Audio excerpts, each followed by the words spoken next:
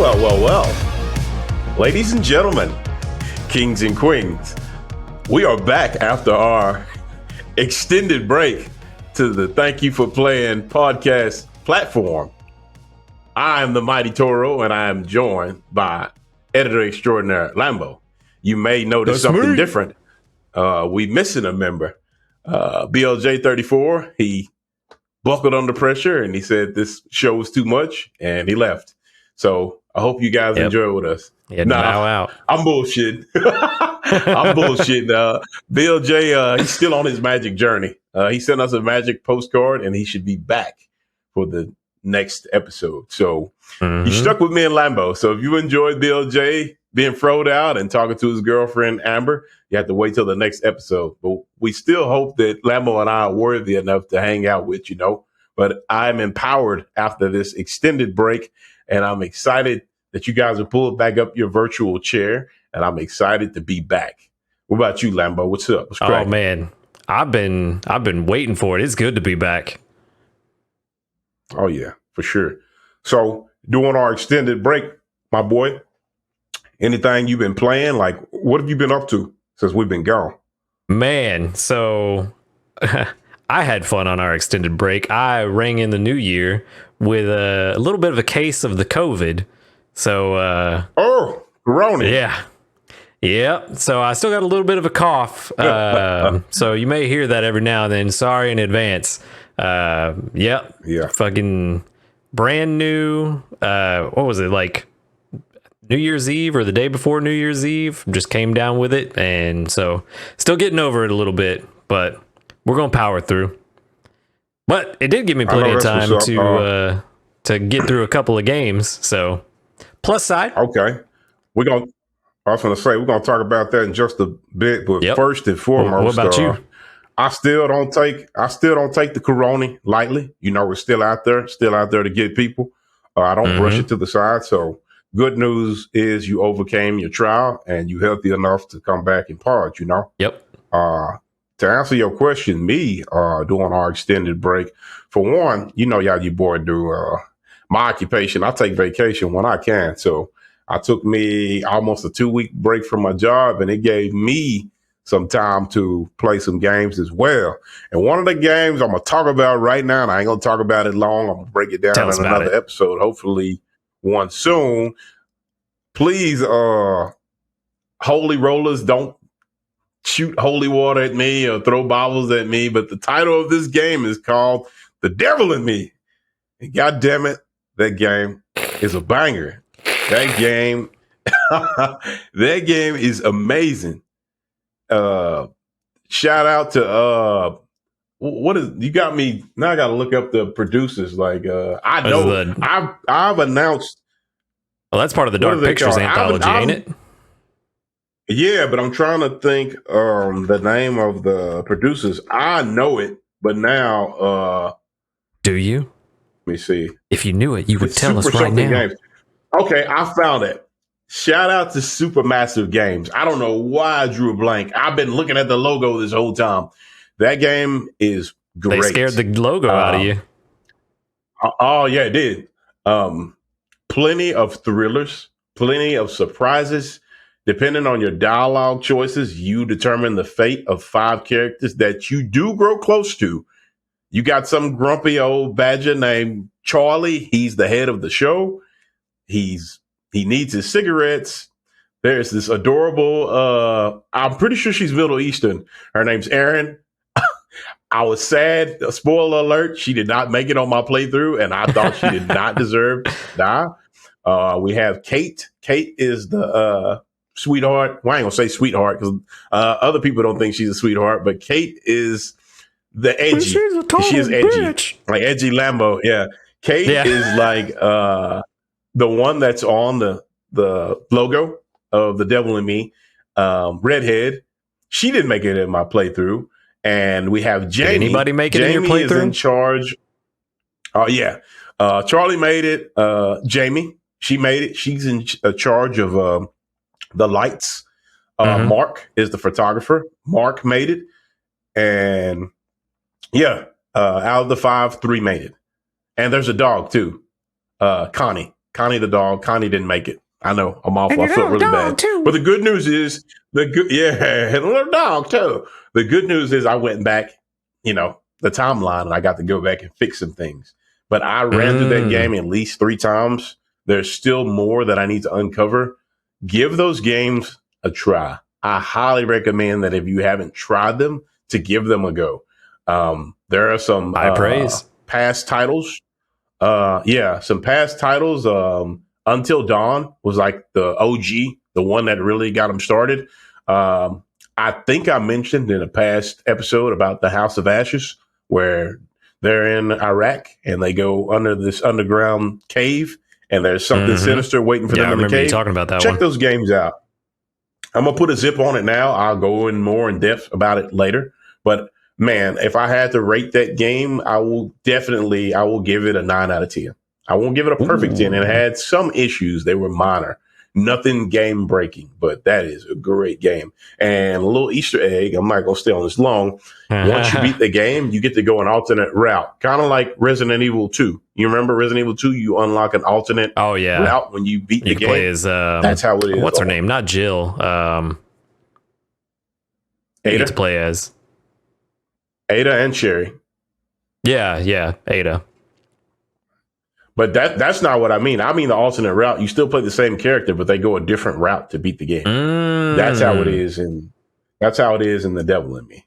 Gotcha. But yeah, we continue. But it's all in all, it's a great game. 9 out of 10. Not bad. Not bad. Yeah. Must not have been too many puzzles if you were happy with it. Wait. Or was the puzzles what made it not a 10 out of 10? No, that wasn't it. But I was so into the game, and this is going to sound weird. Shout out to my boy Jeff Parks if you listening. I was so into the game that game had quite a few puzzles. But I wanted to know so bad what happened next. I worked my way through those puzzles. So There you go. Maybe I'm changing. Maybe I'm evolving. I don't know. But yeah, I enjoyed it. Leveling up. Made me overlook my hate for puzzles, for sure. Hey, it's pretty good. But what about you? In the right direction. Yeah, what about you, homie? Man, I played a couple games. One, I finally finished all of Elden Ring. So I'm done with that finally. Completely done. Did all the extra endings, all the trophies, all that. But the one that I really put a lot of time into was Final Fantasy VII Crisis Core Reunion, I think is the full title. Attack. Yeah. Which is for those that don't know, it is a remaster of the original PSP game from like 2008, 2006, something like that, somewhere around there. And I have to say the changes they made in this game were well worth it. They updated the combat that made it a lot more fun. They updated a lot of the features with materia, which is what you use to you equip to use magic and other abilities and things like that. They updated those, made the combat a lot more fun than what it was in the original.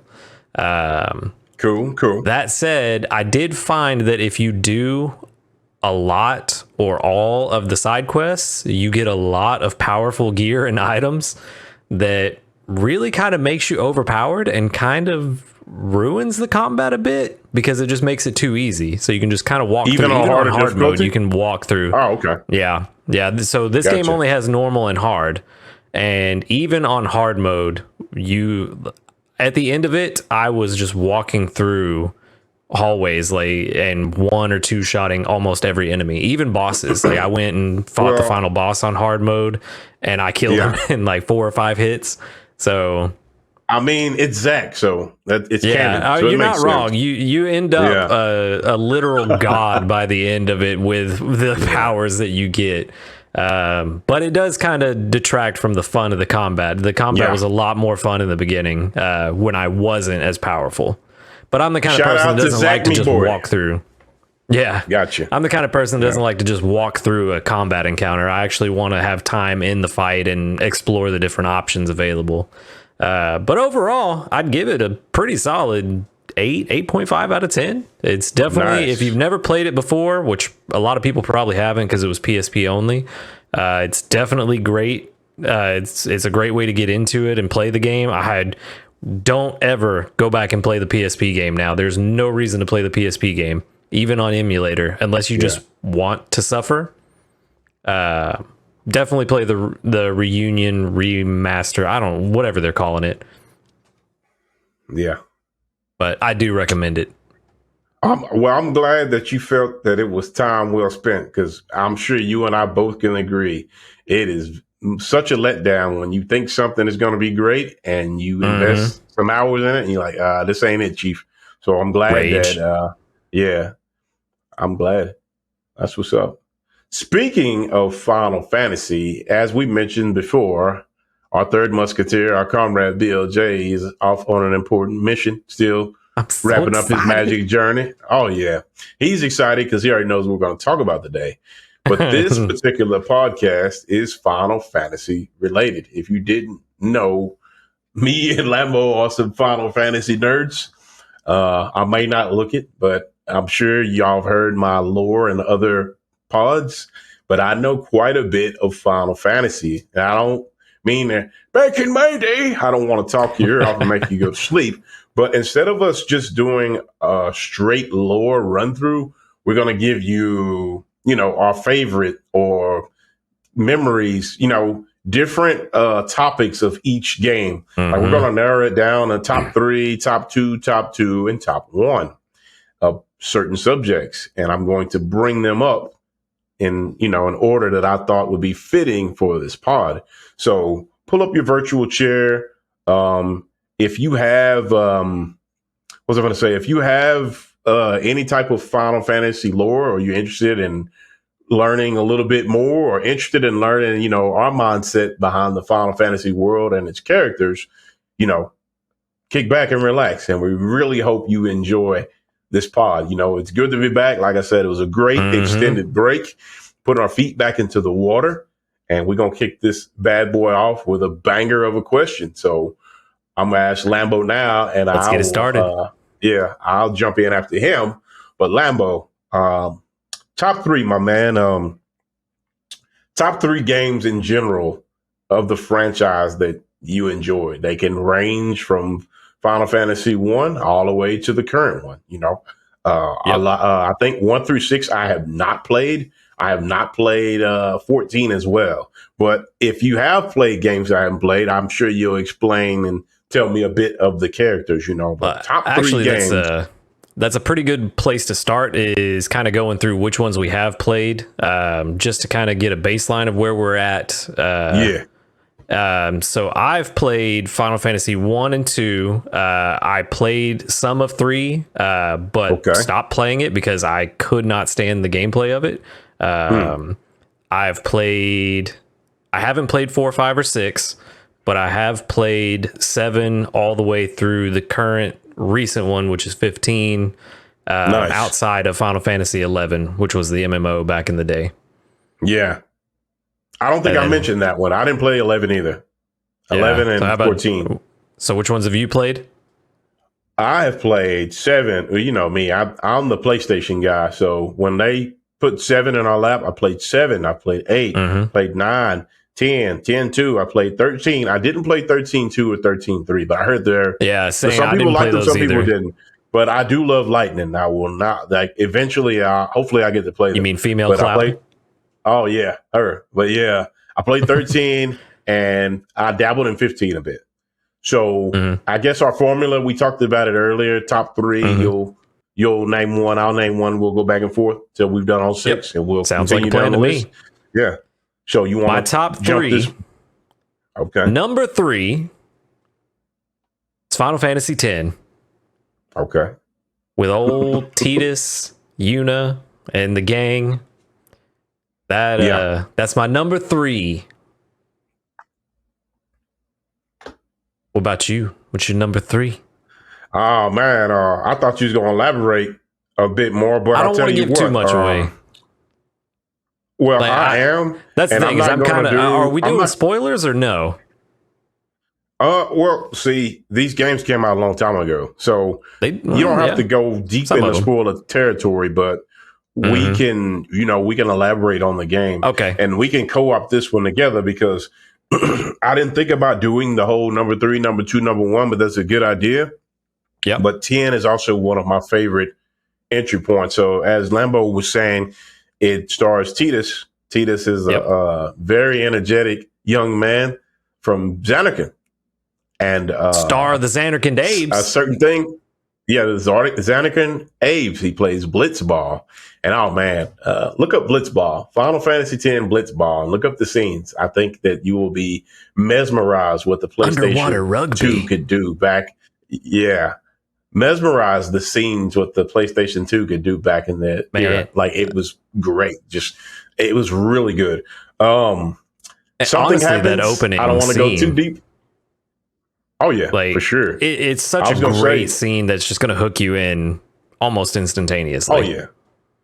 Yeah, true. I agree.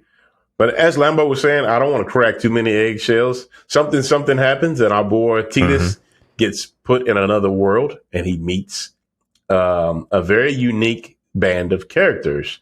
And there's a very sweet girl, very soft-spoken, very pretty. I forgot what it is where you have, what is it? Where you have two different color eyes? Oh, but she has that, you know. Yeah, she has that Summoner Yuna, and she has a cousin. She finds out later on. Does she have it too, or no? I don't think so.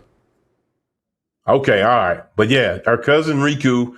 She has a guardian. He's like a Ronzo. He's like a beast man. Like he looks kind of like a lion, like a buff ass panther lion. Humanoid, Kimari. yeah, like a humanoid lion with a unicorn horn. Yeah, you have a native of Besaid Island, Waka.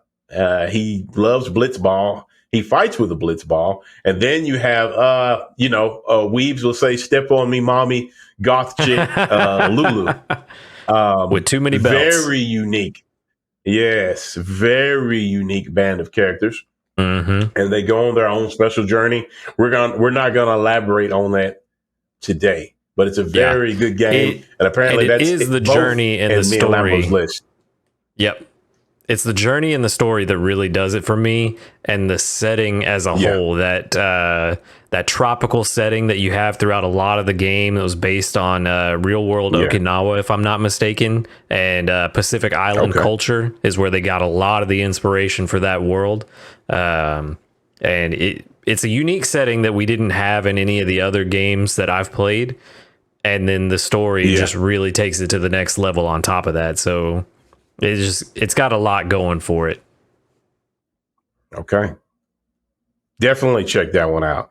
All right, was Lambo, that also your number 3, or was it? Yeah. See, I wasn't doing the 3-2-1 format, but this is about right. So go ahead and tell us your number 2. Hopefully, we don't have a reflective list, because if it is, I'm going to laugh. I feel like our list may be pretty similar or exactly the same. So this, yeah, we're going to see. Yeah. They're going to say, like, they scripted this offline. I don't think so, but it depends on what your number 2 is, because I know what you're going to say number 1. Yeah, I know our number 1s are the same. And if longtime fans of the show are going to know what our number 1s are already, because we've talked about it before. Yeah. But my number 2 is Final Fantasy VII. Okay, all right, cool. We different there, even though 7 is we are. Okay. All right. Oh yeah, we're different. Yeah, 7 was my introduction to RPGs in general. I don't think I'd played an RPG before 7. And really kind of my introduction to the PlayStation and what the PlayStation could do. You know, I've talked about it before, going over to my uncle's house and playing the games that he had, because I didn't have a PlayStation. I just had a Super Nintendo at the time. And that was one that I played all the time. Could never beat the first boss because I was a kid, didn't know what I was doing, but I know I enjoyed the game. And then a couple of years later, he ended up giving me his PlayStation with his games, because he was going to college, didn't have time for it.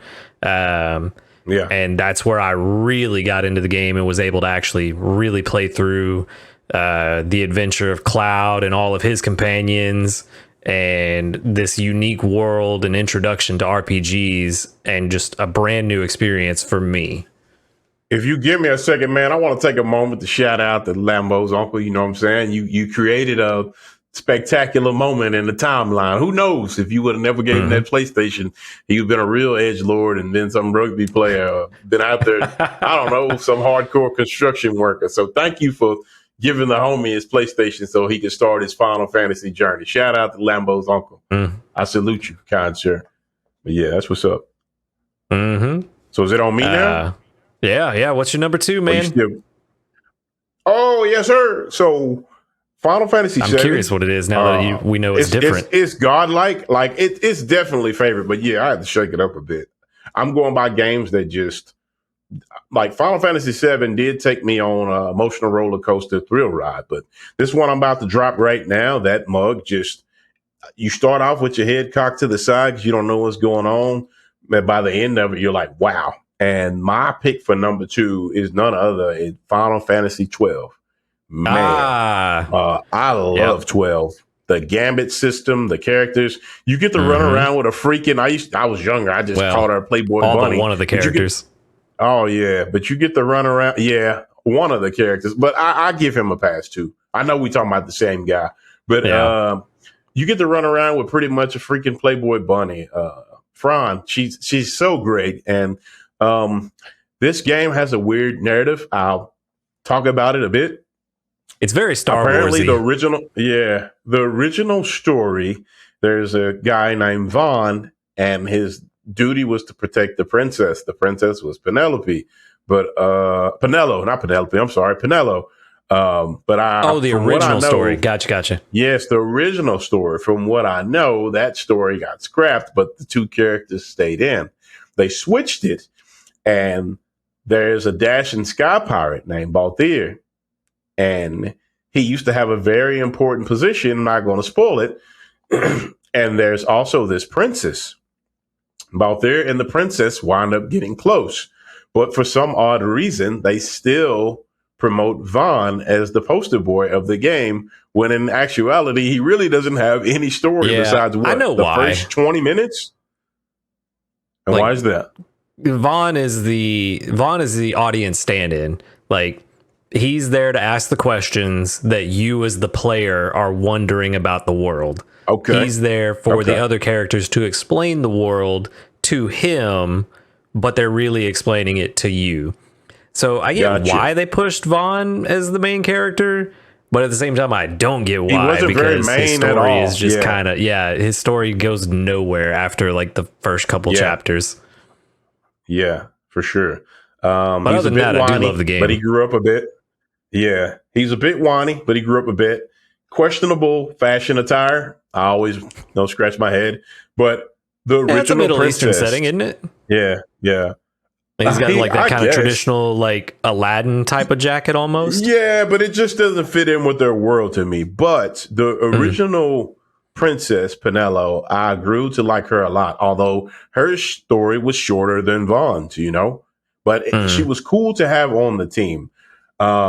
There's one more character I think I missed out, Captain Bosch. Badass, stone cold, but later on he opens up. You'll find out why. The reason this is my number 2 is I love the story.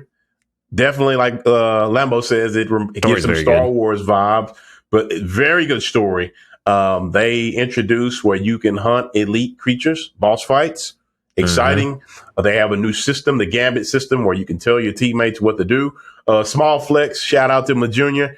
Back in the gap, when I played this game, I was so raw at it. I'm going to take time to flex. The very last boss of the game, I understood the game so well, I sat my controller down and let my characters fight them on their own, the Gambit system, and I walked away, and they defeated them on their own. The Gambit system will pretty much let you program your party members. One of my proudest moments is literally when the fight started. I sat the controller down and they stomped his ass out. So definitely one of my unofficial platinum trophy achievements. What is it? Feats of strength, not a platinum trophy. Unofficial feat of strength right there. I was so proud. So that is my number 2. So let's go on and get this over with. That's a good one. It's in my top 5. It's just not my top 3. I do love Final Fantasy 12. Same thing with 7. Good. Yep. Sure. Gotcha. Well, should we just say number 1 at the same time? Since we all know what it is. All right. So you want to do that cheesy countdown? 3, 2, 1. All right. 3, 2, 1. Final Fantasy 8. Fantasy 8. There it is. Yeah. It was a little off count, something like that. Whatever. Close enough. Final Fantasy 8 is my number 1. So We are one of those hipster kids where people, I don't know why they overlook 8, and 8 is so damn amazing.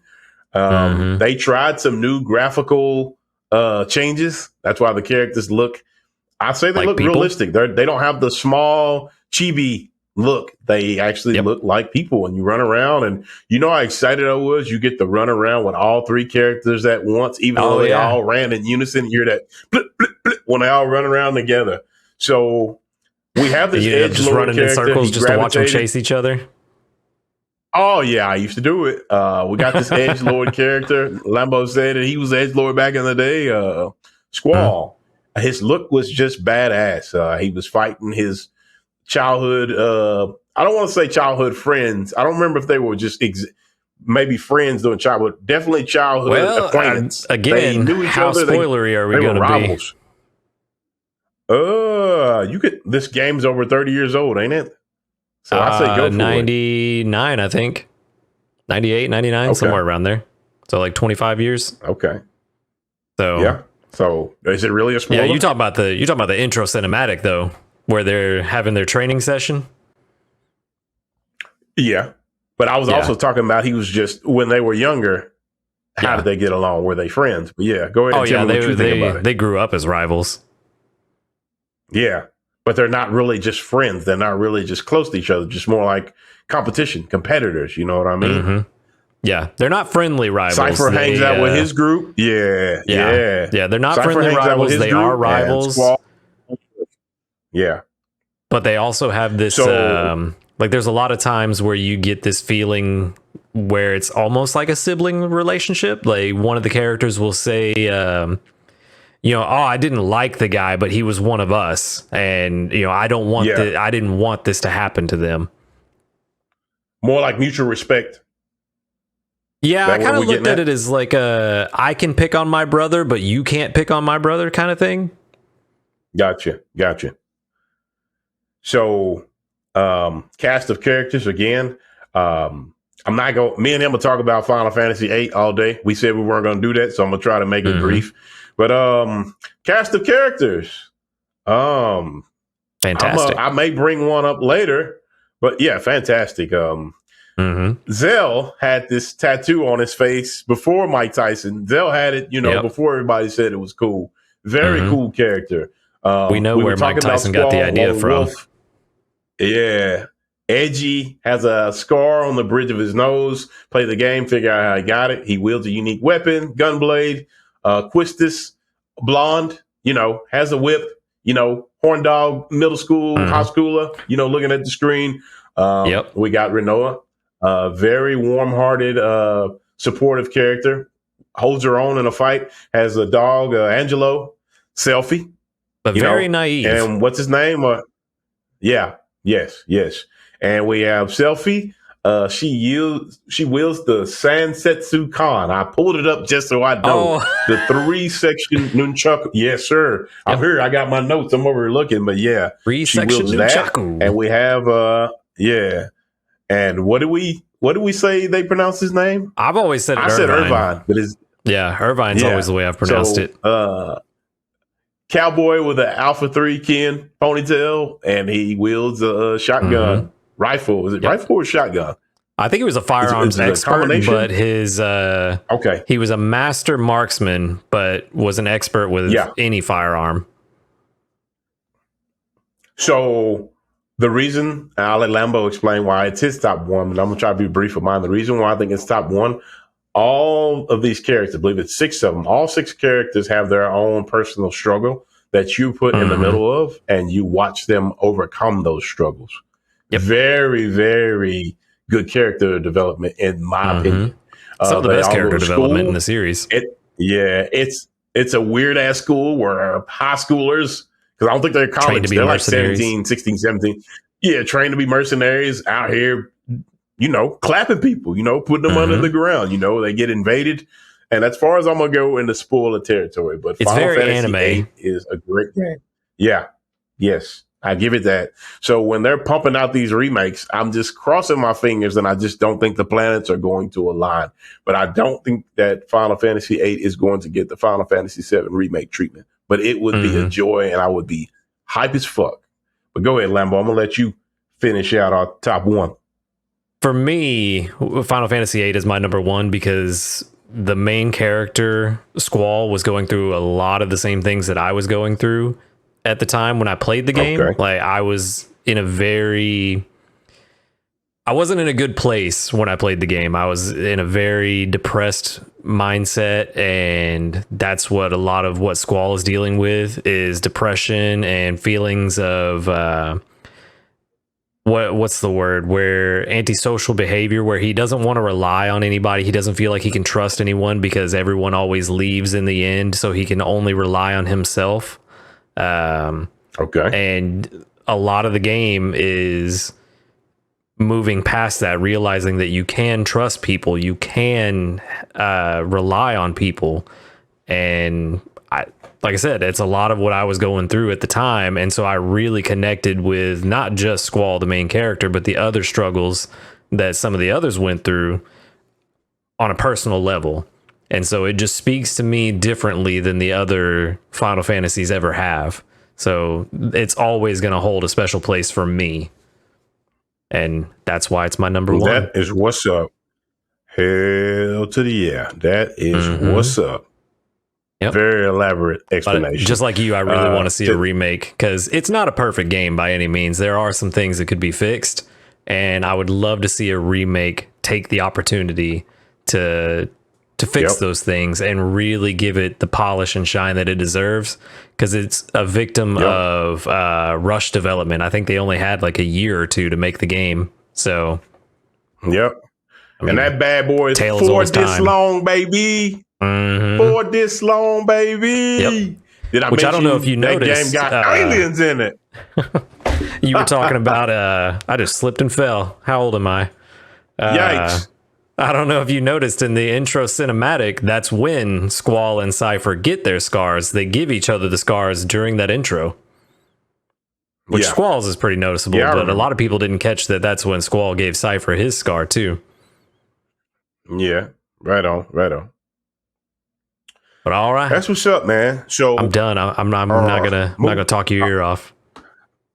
Oh no, we thug it, man.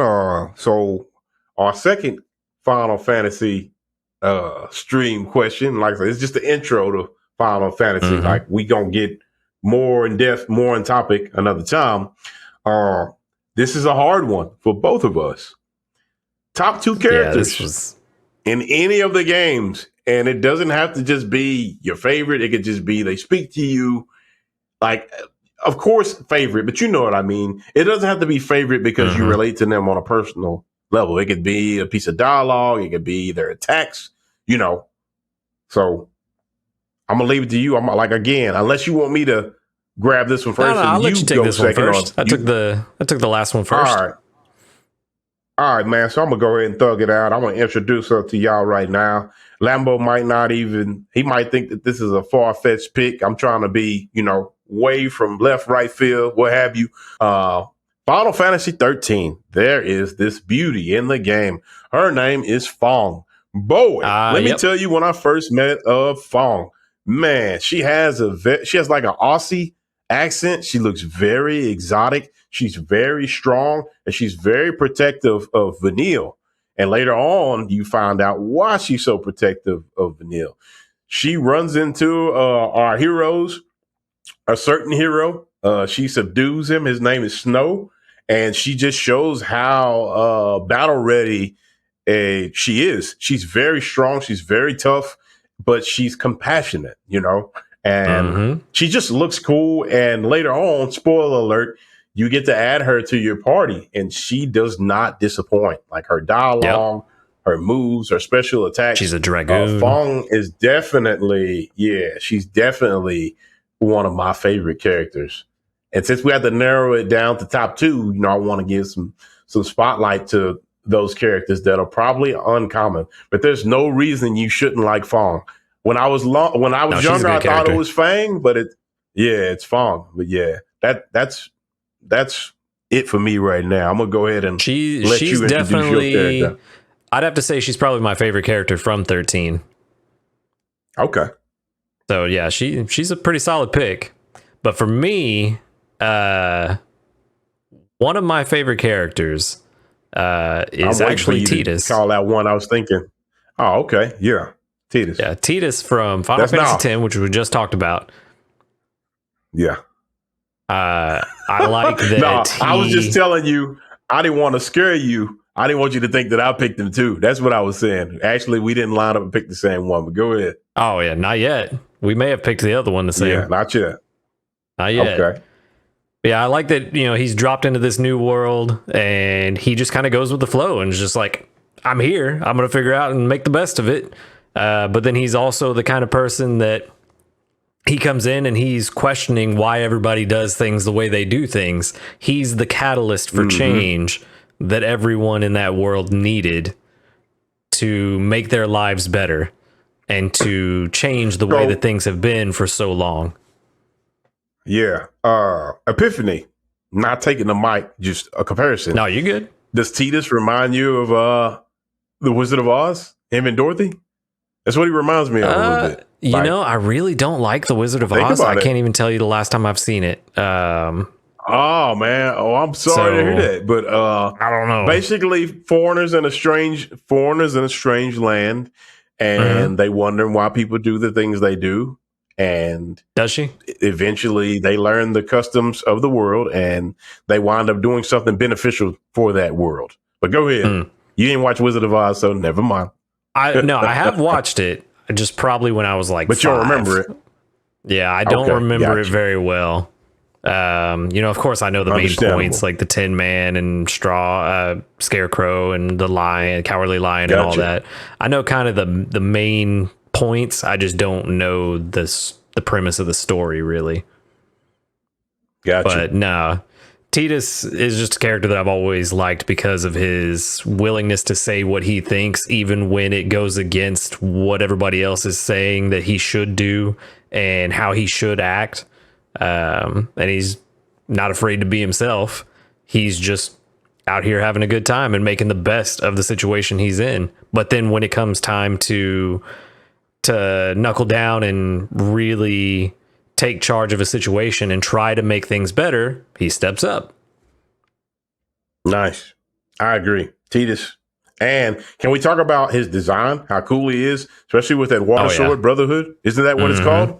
Yeah, Brotherhood. Oh yeah. Yep. I'm not gonna tell you all the lore behind that sword, but man, that mug is what it is. So I'll leave it at that. Okay.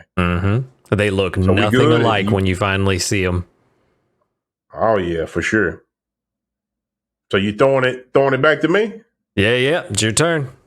Who's your number one? I'm just asking. All right. Remember I told you these are far-fetched picks. I justified this pick. It's probably I know it's gonna come way out of left field. Same game. Is it from same game? No. Nope. Oh well, yeah. Orin. Orin is my good pick. Number one. Oh yeah. So Orin is also in Final Fantasy X. He knows about Titus's arrival. He is fulfilling a promise he made to a friend to watch out for his son. Let me tell you something about Orin right quick. First off, he badass. I think Lambo mentioned his limit break attack in an earlier episode. Yep. He's like this grouchy ass character samurai. Design episode, I think. Yeah. Or character costumes, one or the other, whatever we called it. Yeah, whatever that was. He has these cool ass glasses. He has like this doesn't he have that little white streak in his hair because he's getting older? Yep. He's very strong. It's funny, he's not even that old. He mentions something about his age. He doesn't say what his age is exactly, but he says something about like, oh, it's been this many years, and I was about your age, blah blah blah. So he's somewhere around like 35, but he's still got like a white streak in his hair, like he's really old. Yeah, for sure. Very level-headed. He keeps the group on their toes when they get off track.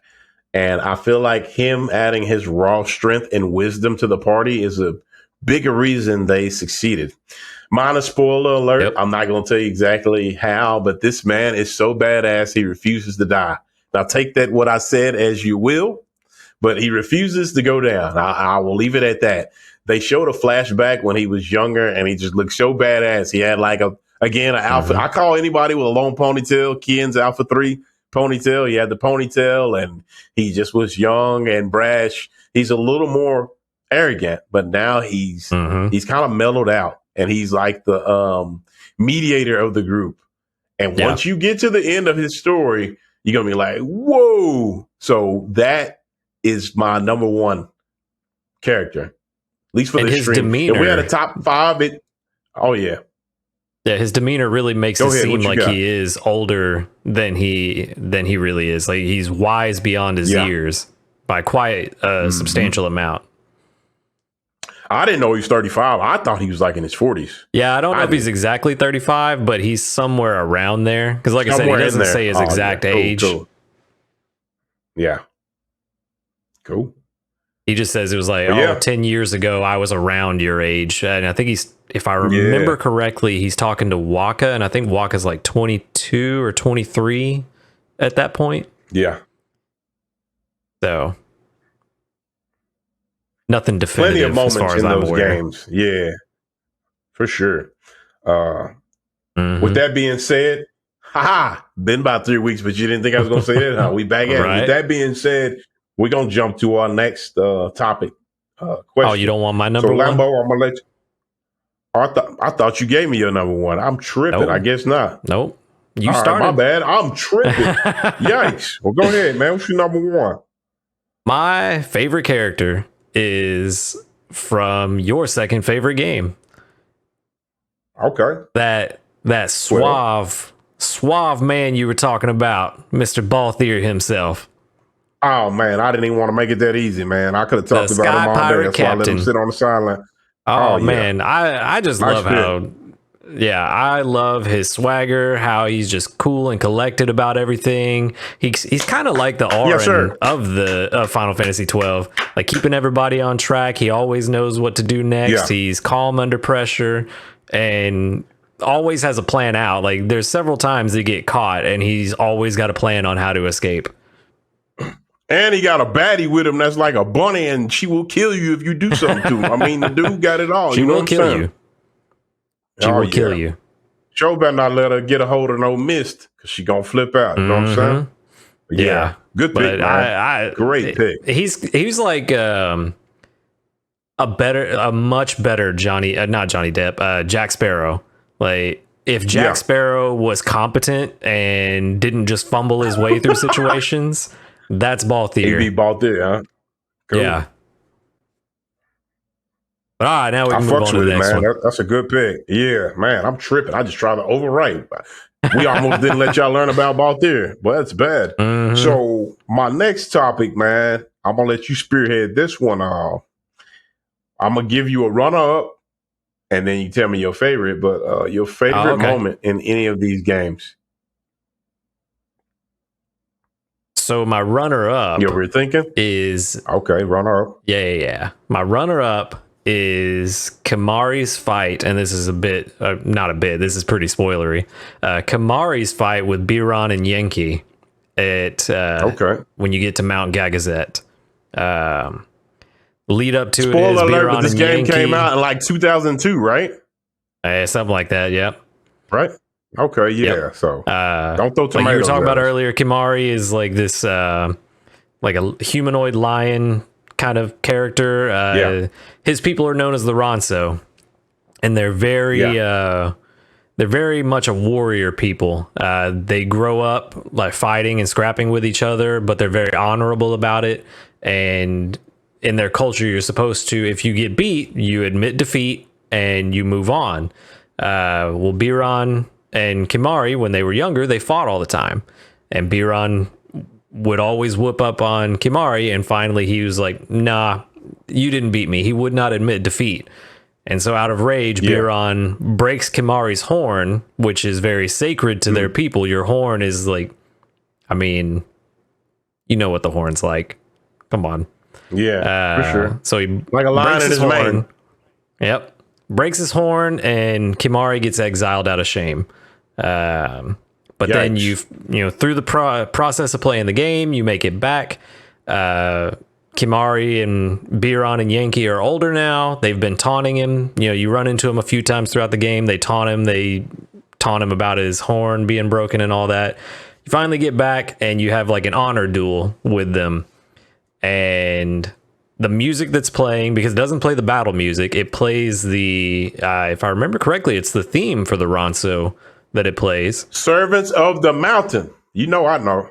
Yep. Servants of the Mountain. Great track. Yes, sir. You're only playing Kimari because he refuses to let you help. It's his fight. Yeah. And then when you win, Biron does exactly what he wanted Kimari to do all those years ago. He admits defeat and makes it known to everyone that Kimari is strong and I'm sorry for breaking your horn. I shouldn't have done that. And just that whole moment, I really liked the payoff at the end of it. Can we talk about Very real quick spoilery. how much bigger? Yeah, nah, man, that guy came out in 2002, 2003. But can we talk about how big them bitches was? Like Kimari was towering over Titus and crew. Yeah. But Biran and Yankee towered over Kimari. Them was some big cornbread fed ass boys. Like they didn't miss not a single meal, not a single workout. Them was some big ass dudes. Highly recommend and y'all that's why they play picked the on him game because and find that moment. Yeah, and that's why they picked on him because Kimari was the runt of the litter. So that's why they picked on him. Yeah. So he had that chip on his shoulder, had something to prove. You didn't beat me. Get out of here. Yep. Gotcha. So I'm not going to have elongated. Yeah, I was going to say, I'm not going to have elongated moment. Yeah, I talked about that way longer than I meant to. Nah, but you were passionate about it. Mine is rather quick, but there is a part on Final Fantasy VII where you're on a ship and the crew needs to sneak on the ship and blend in. This is one of I know exactly where you're goofiest. going. You already know this is one of the goofiest parts in the game. Red 13 he's like some type of what is he? He's like some type of cat, but he can talk. I don't know. He's like a lion dog. Yeah, but I forgot what the name of his race was. But he obviously can't get on the ship, like that. They have to disguise him. They give him Shinra soldier's clothes, and he stands up on 2 feet. And he's not used to walking on 2 feet. And he looks so goofy in the original PS1 version of the game. They have this goofy music playing. It's like a sailor tune, it's like a goofy theme. And he's dancing back and forth like this and trying not to fall. And it's a good time when you're a younger kid and you're talking to him and he's telling you that he thinks he's going to fall. And as long as you're there, he'll keep dancing like that. And the name of the tune that's playing, nerd lore here, the name of the song, and that's why I like this scene so much. The name of the song is called It's Difficult to Stand on Both Feet, Isn't It? So you should look that up. Final Fantasy VII, It's Difficult to Stand on Both Feet, Isn't It? But yeah, that's my run-up moment of him trying to stay on 2 feet during the boat journey. Like, it's really cool, and the dialogue is really cool, too. So that's my moment. I'm going to boomerang it back to you, Lambo, and you tell me what your number one moment is. I was trying to think of the name of his species, and I could not figure it out. And so I was like, well, let me look it up while he's talking about this. There's a reason we couldn't remember the name of the species. They never tell us the name of the species. He just says he's the last of his kind. Okay, cool. So that's why we couldn't remember. So it makes sense. All right. So my favorite moment or very memorable moment isn't with just one game. This happens in a bunch of the Final Fantasy games, if it may be all of them, actually. When you finally get the airship and the world opens up to you and you can just explore to your heart's content and find all of the secrets and all of the hidden lore and all the cool items that are available now that you have access to transportation. That has always been one of the best moments and the best feelings that you can get while playing these games. And I know it happens in other RPGs as well, but since we're talking about Final Fantasy, they almost always have an airship, and that's one of the best feelings for me. Cool. free reign, free exploration. That is not a bad. That's not a bad moment at all. Mine is going to be a little more grounded, down to earth. I see what you did there. But yeah, it is. We going back to that time zone where I was pretty much a middle schooler / freshman transitioning into that era. Final Fantasy VIII, as if I don't talk about that damn game enough. There is this guardian spirit that you get, but you don't. It doesn't heed your command. It comes out when it fucking wants to. Odin, and his Zantetsuken, the unbeatable attack. Like Odin, he does what he wants. You have a chance that he'll appear during fights, and he'll cut enemies in half. He'll instantly end the battle. And I just thought, like, this dude is so damn cool. He rides around on a 6-legged steed. Forgot the name of the 6-legged steed. Sleipnir. His design. Oh, okay. His design is really cool. He said I said that a little more aggressive than I intended to. Sleipnir is Odin's horse from Norse mythology. That's the actual horse's name in the mythology as well. That's what's up. He says, what did he say? He senses the fighting spirit in you, and he'll follow you and protect you, but you learn that you can't control him. He says something when you get him. Cool. So throughout the game, he's constantly appearing when he wants to and cutting stuff in half, and you never get tired of looking at it. However, and Lambo knows where I'm going with this. However, I had a feeling this was where you were going as soon as you brought it up. You know it. We run into Cypher. Throughout later on in the story, Cypher goes down this certain path. Him and Squall are not seeing eye to eye. And I don't want to say light side of the force and dark side of the force, but there is, I don't even want to say good and evil. Let's just say side A, side B. Let's say you flip Cypher over. Cypher is on side B. So it comes down to where Squall and friends have to fight Cypher, and Cypher is a badass. Cypher does not have any help. It's Cypher against everyone. Odin senses Cypher's battle power and is prepared to end Cypher's life with the Zantetsuken attack.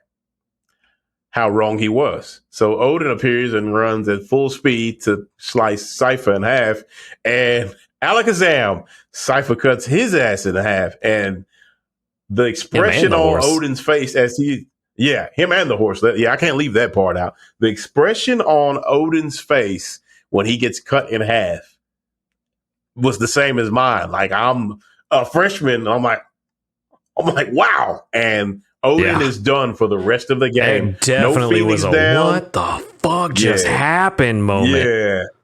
Yeah. No Phoenix down, no Mega Potion, nothing. Like, that Guardian Force that shows up when he wants and is unbeatable is cut down by Squall's childhood rival, he has a newfound power, and he kills him. And that is one of the most, language now, that is one of the most Giga Chad moments that I've ever experienced. Like, Cypher is definitely a Giga Chad, Yes. Flex.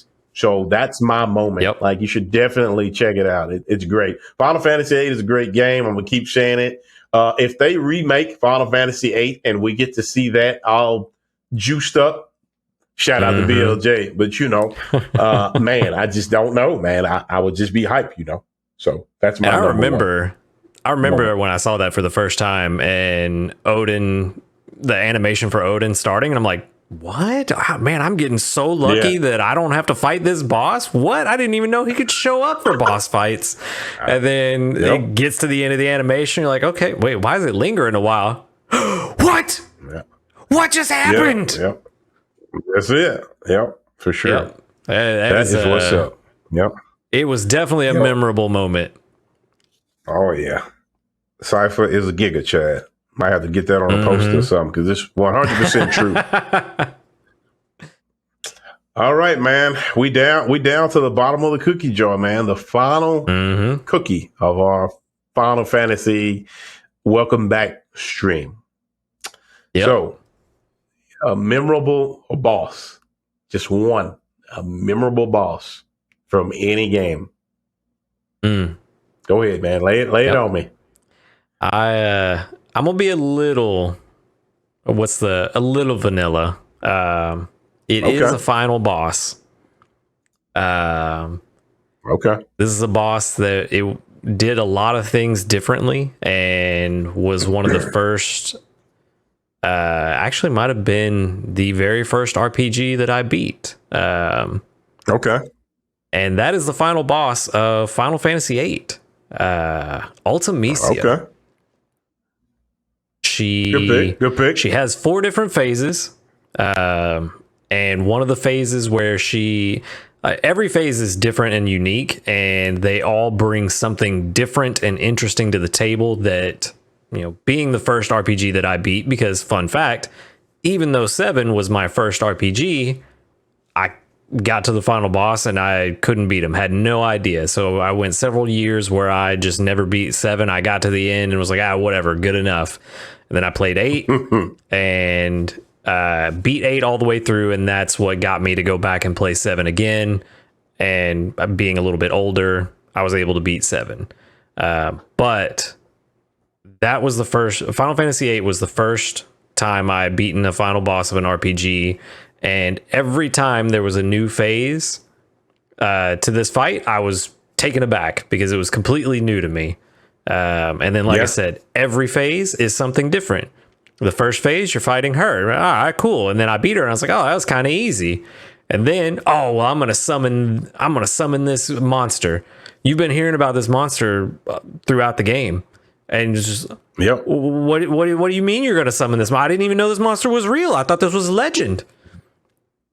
And then I'm going to fuse with this model. What?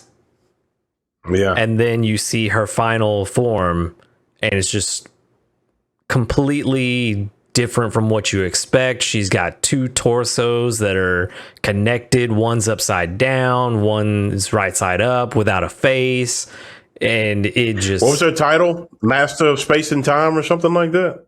Something like that. I don't remember what the title was, but it was just a crazy boss fight. And especially the end, you don't even have to do a lot of damage at the end. Once she starts talking, you just have to attack her to progress the end of the fight, which her final speech is very meaningful and actually matters to the story. It's not just her saying random things because she's lost. Mumbling on and on.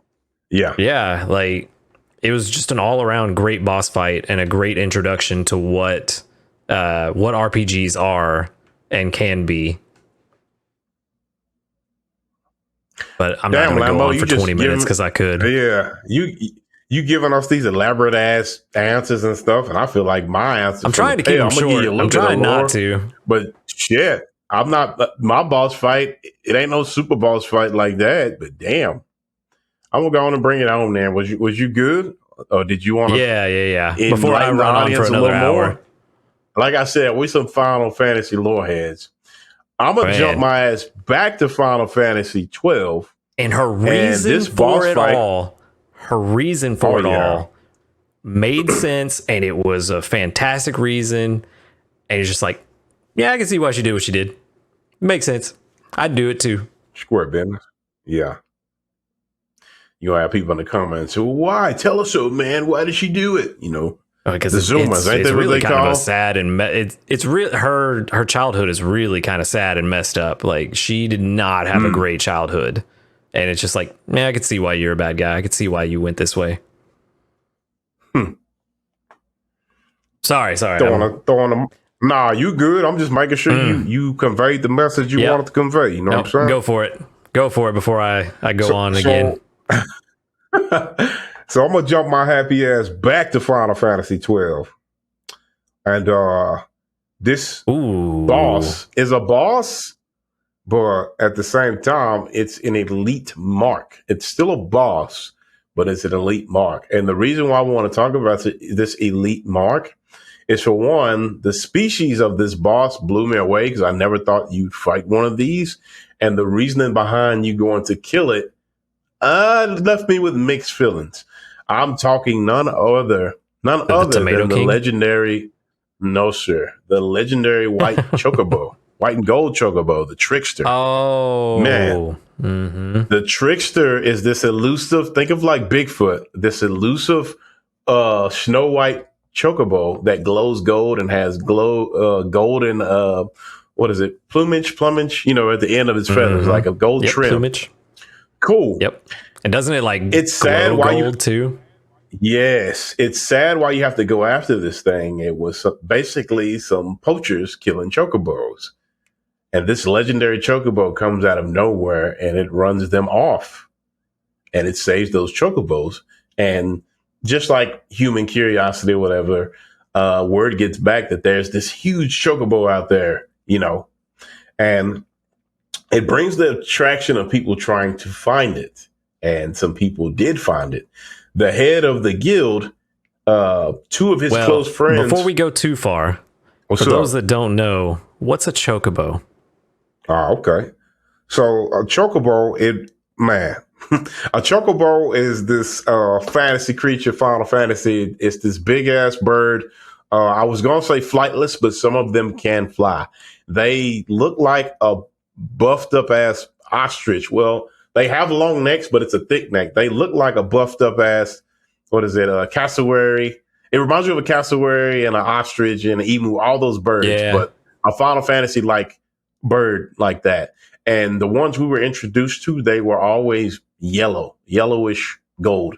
But later on, they showed you that there are other colors, like there's black, there's blue, green, red, think of like the Yoshis, Actual gold. So, yeah, actual gold. Final Fantasy 7. And Final Fantasy 9 wasn't gold chocobo in 9 too? Yeah, it was. Don't get me lying. I've only played it once. Okay, that's the one that can fly. It is in 9. So Trickster is a white one. And I know some of them can fly, or no, all of them can fly in 14 as well. Oh, okay. Cool. Trickster is a white one, but it's like a creamish, tannish white color, but it's a really beautiful bird. And I know it sounds nerdy. It came out on PS2 and they remade it, but even for PS2, they worked their ass off to bring the Trickster to life. And it's called the Trickster because it's elusive. You cannot find it. So back to my story, the head of that guild, he got word that there was this huge chocobo because it towered over all the other chocobos. It was just like this huge bird. He got word that this bird was out in this area, out in this snowy, icy area. And two of his close friends went to go find it. And they wound up losing their lives because they ran across that bird. And it was hostile. It's people in its area. And they killed it. Imagine that. Imagine that. So now he hires us, our group, to find and kill this elusive mark. And we do find it. And when we find this thing, it is pissed. It pecks at us. It kicks. It has a special attack called Choco Comet. There's an enhanced version of Choco Comet. But the reason I have mixed feelings behind this fight, and I didn't want to drag it out that long, but we did have an intermission of what a chocobo is. When you kill this bird, it just lets out this sad battle cry. Like, what did I do? Like, why are you bothering me? Like, you shouldn't be here. And they clearly killed this bird. My friends. Yeah, it clearly killed this bird because two people got too close, and now we have to avenge those two people. Shout out to Harambe. You know what I'm saying? I ain't trying to bring that up, but that's what it reminds me of. Should have left his ass alone in his cage. They hit Harambe with the gat. But I felt really bad when we downed Trickster, but I was mesmerized of how beautiful the bird was and his attacks.